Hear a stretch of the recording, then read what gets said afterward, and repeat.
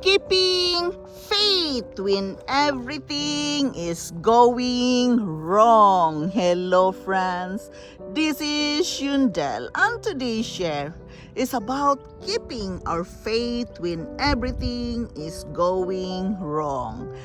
Many times we feel discouraged, we cannot do the right thing because we are lacking of faith. We must learn to focus on in a sense to see the unseen through the scripture. The scripture is one of the most important steps we can take that will empower us to keep believing and stay true to Him even everything is going wrong. We must understand that heaven, eternal life in God's presence is real. We must stop being scared and trust God. We must surrender our worries to God. We must stay in the present moment. Always meditate on God's word. The Lord Himself will go before you and make your crooked way straight.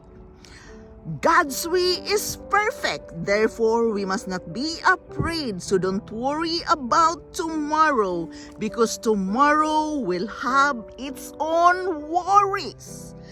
Trust God completely, include knowing who God is, knowing God's heart and intentions for you, surrendering your control over the outcome and having patience is the blessing of trusting God with our life. Will be so fruitful when we trust God in all our life. You become more fruitful. God's intention for you is good. You have to understand that we must have that patience.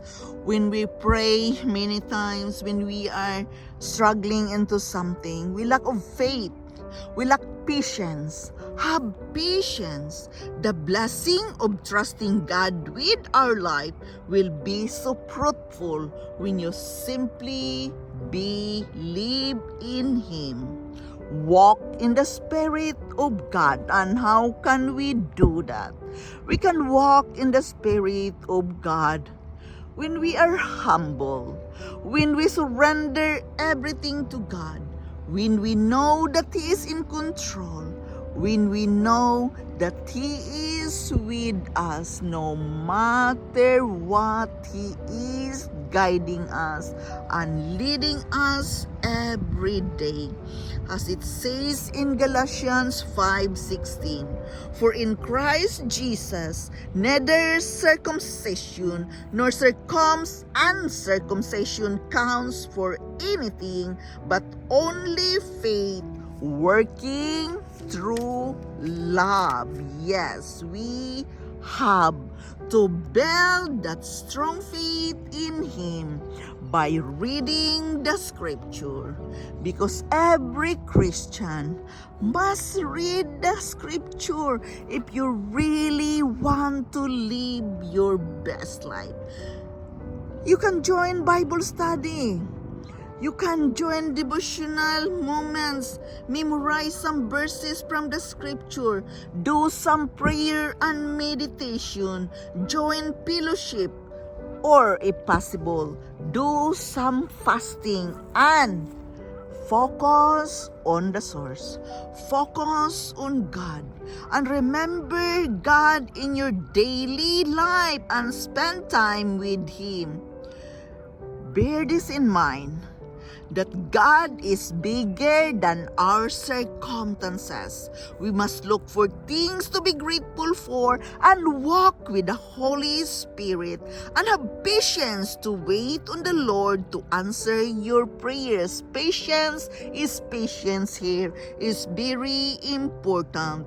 We must maintain our faith at all times. We must not separate good times and hard times from our faith. We must find practices that bring us peace. We must have a peaceful mind. We must have a peaceful heart. When we have this, it becomes easier for God to answer all of our needs through our prayer. We must rely on Him. As a Christian, we must let Him guide us.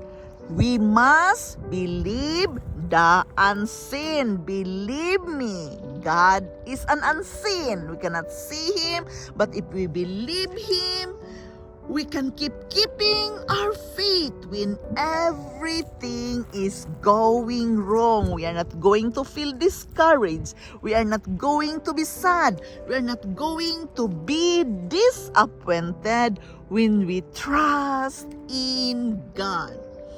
He is our comforter. He is our provider. He is our protector. And He bless each and every one of us. Every day, He will go before you and make your crooked way straight. This is about keeping faith when everything is going wrong. This is Yundel. Thank you for listening. Thank you for dropping here in my channel. I am very grateful to each and every one of you. I love you all and bye-bye.